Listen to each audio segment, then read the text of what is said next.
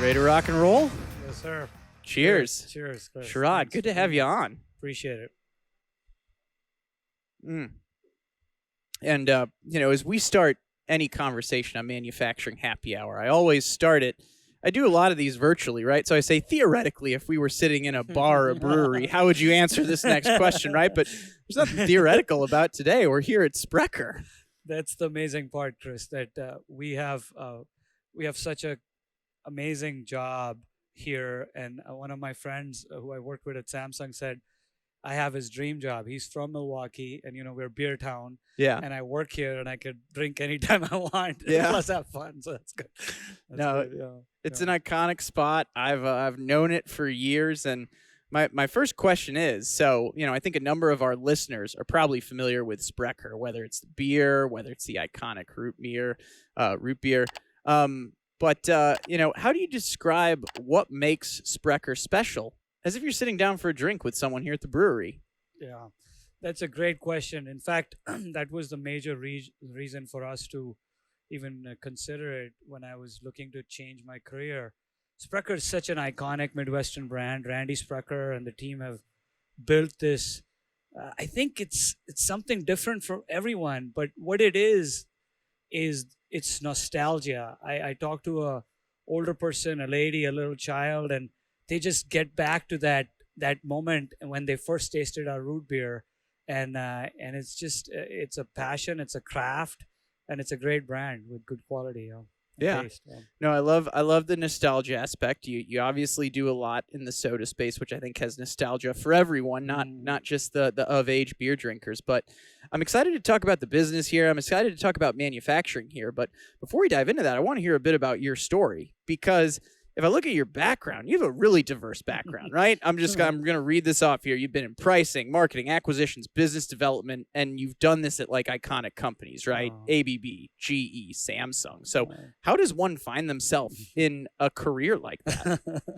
Yeah, it's you could call me a jack of all or a master of none, but I have been very blessed and fortunate to work in these iconic brands like Samsung and GE Healthcare, GE, ABB.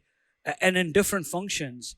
I think it's I had an analytical mind. I was born and raised in India. I came here for graduate school, and an engineer with an MBA.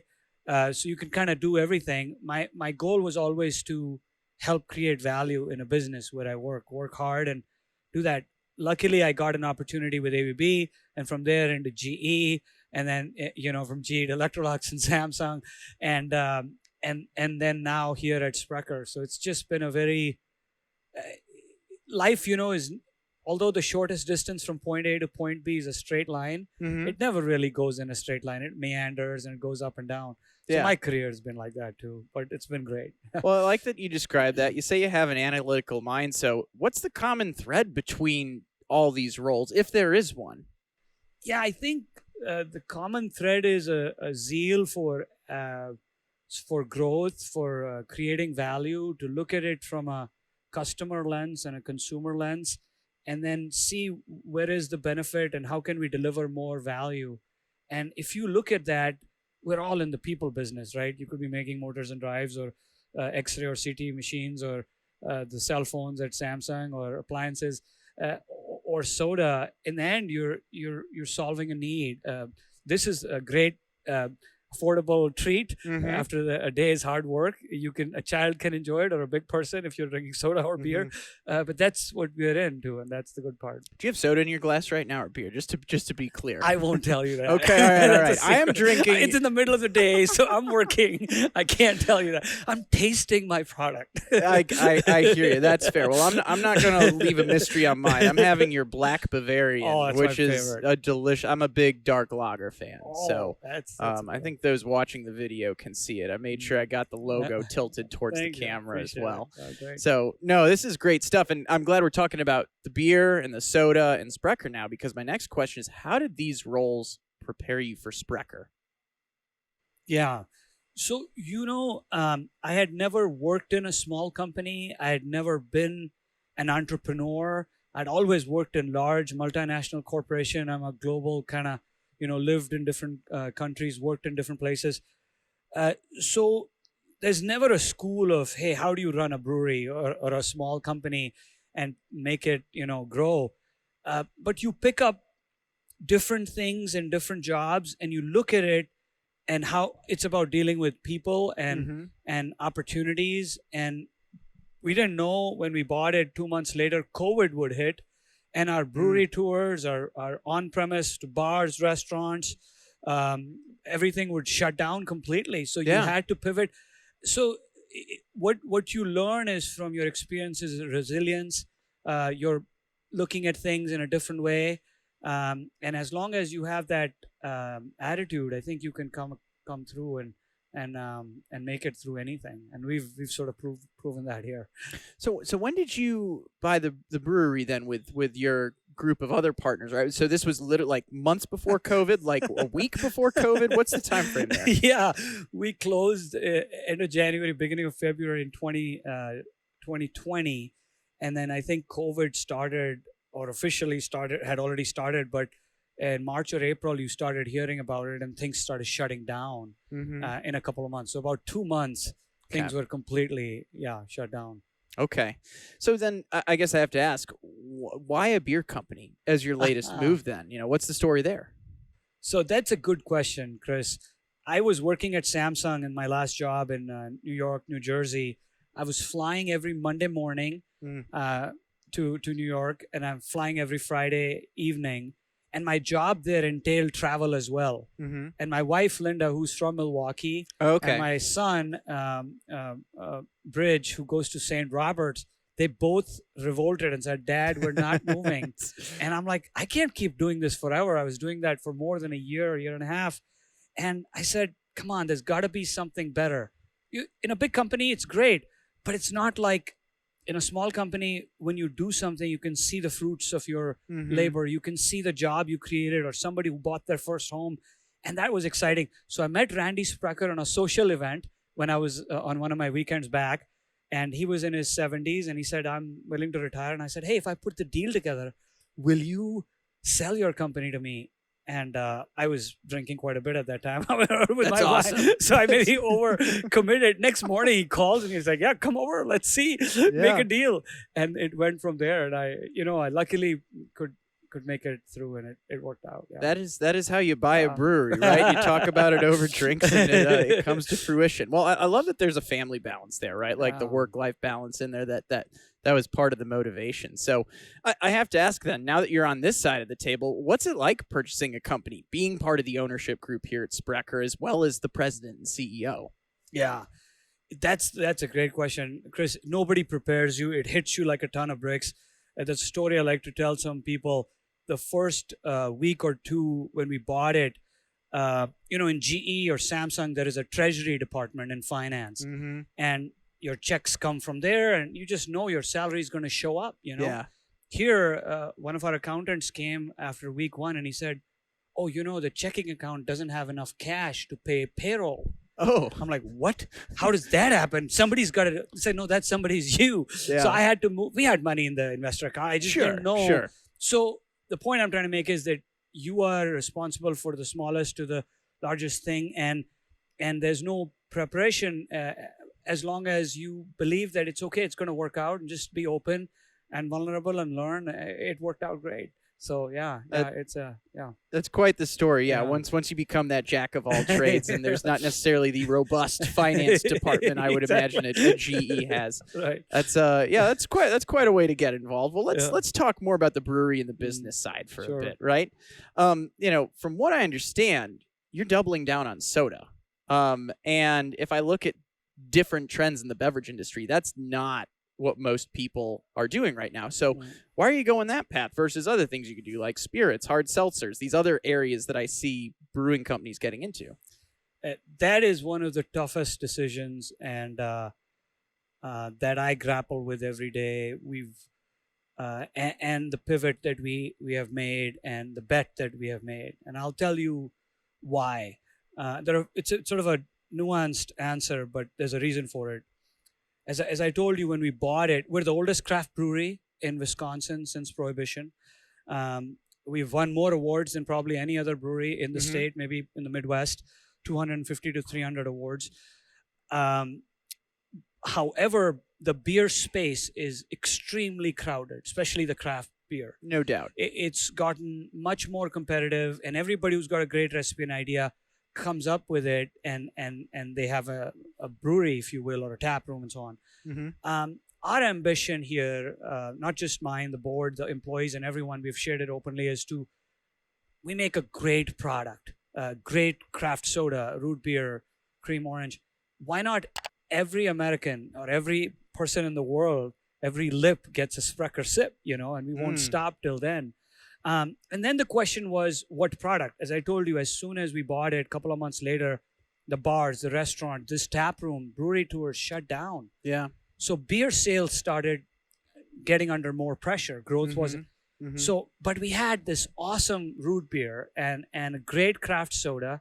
We said, why not lean in on that when the smaller restaurants and bars had closed down?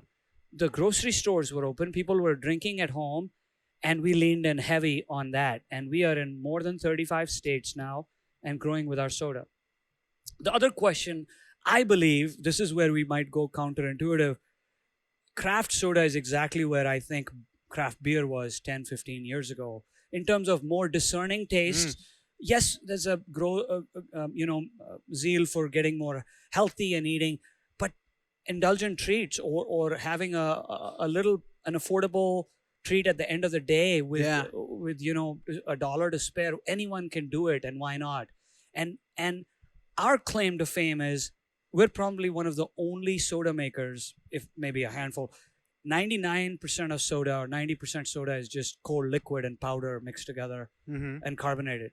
We brew our soda just like we brew beer. Yeah. And it's fire brewed with honey, and that's what makes it special. And we have a great product. Why not everybody get a taste of it? And we believe in it, and I think that's why we're leaning in very heavy into craft soda. Every lip gets a Sprecher sip. I can see the marketing in you as well. This is it's a manufacturing podcast. We've got manufacturing leaders and in turn business leaders that listen to this show. So give us a little how-to there, right? Like if I'm a manufacturer and I'm trying to figure out where do I put my focus right now, what goes into a decision like the one you made to be like, hey, we're really going to double down on soda? Yeah, I think the leader's job is end of the day when I look at my job as looking out for the best interest of all stakeholders, employees, customers, consumers, shareholders, community. The biggest job a leader does is these kind of big decisions, deploying resources, right? You have limited resources and you got to look at where do you put your money? Am I putting a new bottling line in and I'm going to invest in this new soda or beer because you have only so much money? Yeah. And that is the biggest decision. And that's a hard one because if you get that wrong, you jeopardize the company. Yeah. You jeopardize everybody. So I get a lot of sleepless nights. It's about looking at across corners, looking around trends, understanding the consumer, or trying to, whether you're a manufacturer, and I've worked in manufacturing companies, a marketer, a designer, or a brewer. Essentially, you have to create, if you're really good at something like Randy Sprecher, you create a demand for a new product, or you look at where it's going and how can you make a difference. And we believe our craft soda, our root beer is that. Now we are going to keep producing other things. I'm going to get some angry phone calls and emails because there are consumers who just wrote to me the other day and said, where is all the beer and why do I? We're going to have that, but our focus is here because I have limited resources and I got to look out for all of us, right? Yeah. I mean, maybe it's just because you have a rock star comms guy, but I feel like I see more beer posts on Instagram and social media now as well. So I feel like I'm getting hit with all the beverages. But one other thing that popped into mind, right? Like it's, you talk about, hey, craft soda is where craft beer was 10 years ago. And I was just thinking about the way I asked the question, right? You got all these people that are doubling down on spirits. Got to mix those spirits with something, right? Why not a good craft soda to complement a good craft spirit? Many people say you buy a very expensive spirit and you, of course, all these flavored malt beverages, and you're getting the hard seltzers growth and RTD growth, and I think there is a market for everything. The beauty about this beverage market is it's so huge, and everybody has to drink something, or will, and so that's a good thing. It's how do you differentiate, and what's your niche? Where are you the best, the very best, and how can you really help the consumer get the best out of it? And I think you're gonna need a good mixer in an expensive bottle of liquor or something else, or for your kids at a beach or whatever. And our soda is that which can be. Plus, we are locally sourced using these handcrafted small batch. People care about that now. Yeah, that's important, and we have a good story to tell. Well, it's the natural next step, right? You're mixing this really expensive spirit with like a pretty cheap, mass-produced soda, right? Why not make it a good one? Right. I feel like whether we're talking about beer, hardware, cars, you name it, right? This question applies to every manufacturer. Like, how do you balance growth, in your case, soda, and heritage, in this case, beer, as well? Yeah. So tough question again, and I say tough because we have lost a couple, but not people over this. Maybe a couple of consumers, but a couple of good employees too. Imagine you are a French chef, right? And you're trained in the culinary arts of a good French cuisine, and suddenly we're saying just make hamburgers, but make them really good. You know what I mean? Yeah. And I'm not comparing them. I'm just kind of, stating a little bit, going too far. You can be very discerning in our soda. We take the same care. We brew it in the same fashion in the same kettles. But it is a tough decision, and it weighs on us. But if we cannot differentiate and make the best craft soda out there, hey, we should pack up and leave, but we're not going to, and we're going to do great. So, yeah. I like that analogy, right? There's also something to be said about making a really good hamburger, too. Yeah, Like, just the simple ingredients, getting it right, pairs really well with the soda. Sure. So, or beer. Or beer. Both. Or beer. Yeah, I've realized over time, this is a bit of an aside, there's certain foods that are just, like, made for soda. I'll say hot dogs fall into that category, right? Depends on the burger I could have, but I feel like a hot dog, I'm always going to default to wanting like a cola that goes with it. So, I have another, we're going to go more the manufacturing route here. And recently, as I understand it, Sprecher made the switch from bottles to cans for beer. Why? What goes into that decision? Good research. And yes. So look, the weirdest part is, cans are harder to find right now. They're more expensive. Aluminum is up in price. On Business Week, I had an article, or somewhere else, it was Can-mageddon. So there's a lot of problems there. However, the industry is moving that way. Yeah. And clearly, when the industry moves, we have to move with it for our consumers who are demanding it. Here are the advantages of cans and what I hear and what I understand. One, the simple ones are you can carry a can to a bar, or a beach or a pool or in whatever, right? Versus a bottle can break and shatter and so on. Number two, cans are lighter and sort of multifunctional. Number three, the science or the chemistry behind it is completely enclosed, so no light, and therefore the liquid's integrity remains, and it can be better and tastier for longer. Now, people debate it, and people have sent me long emails saying what a bad idea it is. But, that's where I'm seeing the trend. So we invested in a new can line during COVID to do that. I will also be honest with you that because soda is becoming such a big part of our business and growing so fast, it also frees up some of our bottling capacity, and we can take it on. So there are lots of reasons. And we're betting on the cans, and it's got a great new design and package and so on, and I think so far some of the feedback, and of course Tim is a great beer connoisseur, he's got the beer blog and so on, our communication leader and other things, and he's been getting some good feedback. So we will see. The proof is in the pudding, but that the market is going that way. I will say one thing: trends do change. Sure, consumer behavior does change. Yep. But sometimes you got to go where the market is.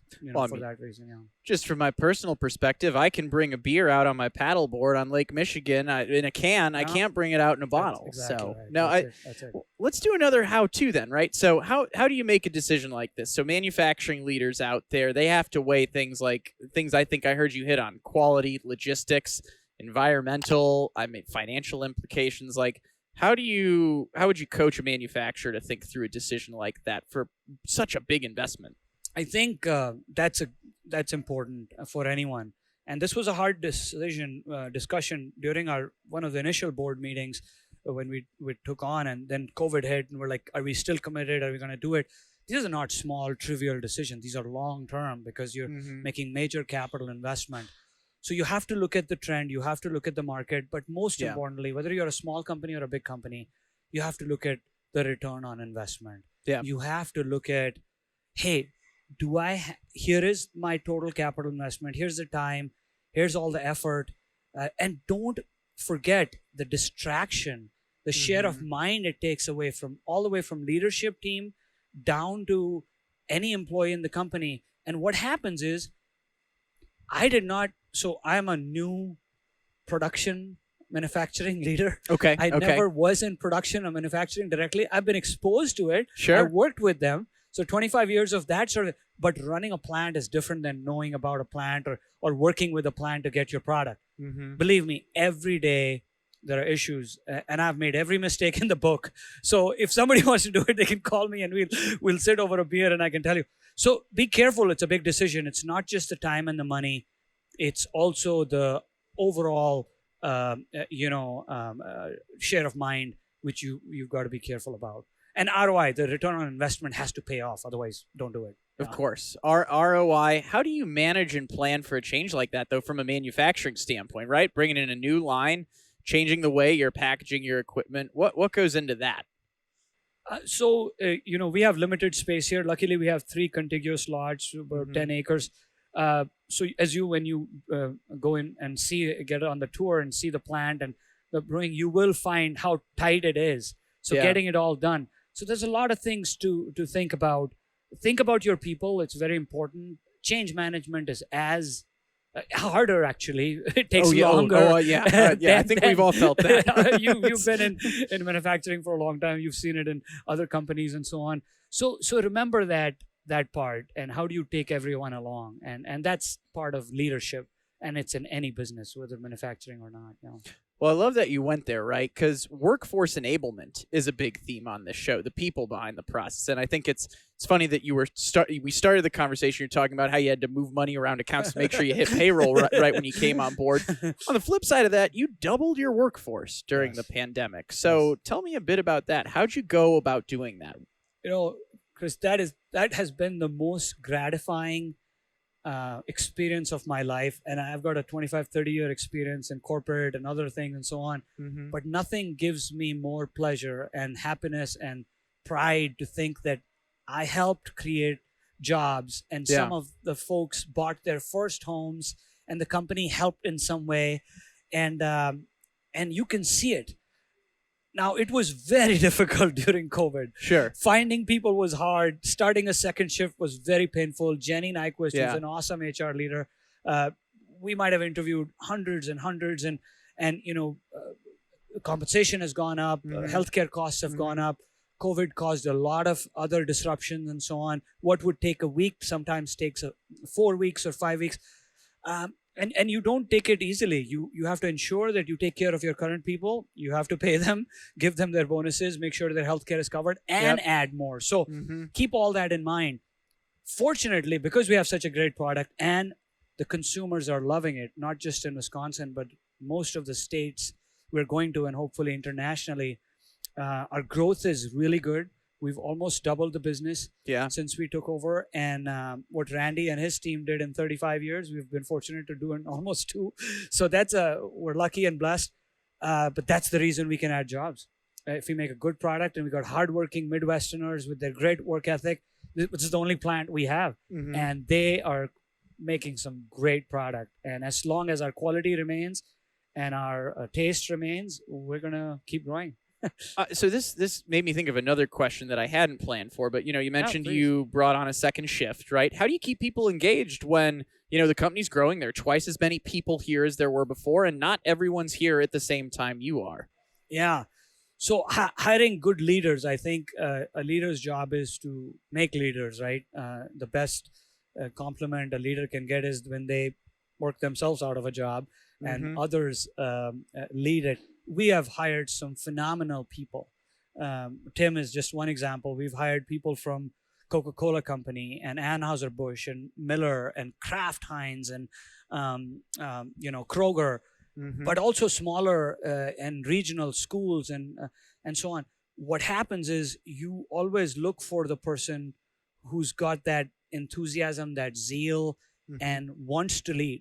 So we found our second shift supervisor Mm-hmm. just like that, through someone, and he, Joe wants to do it, and he's like, I'm going to take this up, and I know that he's got it covered. He takes Yeah. it responsibly. Obviously, when you're a small business owner like us, you have to remain connected 24/7, Yeah. and that's the part of the job, but that's life. Yeah. No, great answer. And a leader's job is to make leaders. I think that's going to be one of the big takeaways from this. So, Uh, just a few questions left. Sure, You know, sure. you've been doing this for around 2 years now. What's like the 5-year vision here, right? Tell us what the future looks like. that thing I just said, that every lip gets a Sprecher sip. We take it seriously. We believe, why should a company come out of wherever? Why not us? From Milwaukee, from Glendale, Wisconsin, great root beer and great soda. Every American, if not everyone in the world, should get a taste of it.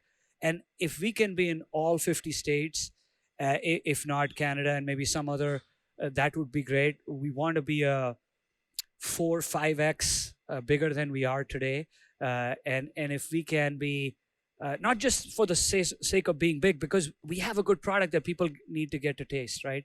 So if we keep doubling every couple of years, in 5 years, we'd be 3-4x of what we are. So that would be a good vision.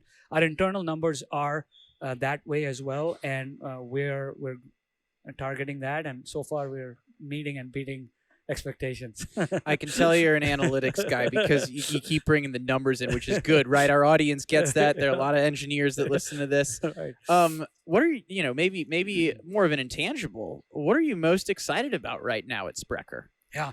So the latest is we've just launched a set of lemonades, some new products as mixers as well. We've also got some mixers like our ginger beer, but the light tonic and the light ginger beer, and all our new products are ripe for the spring and summer months.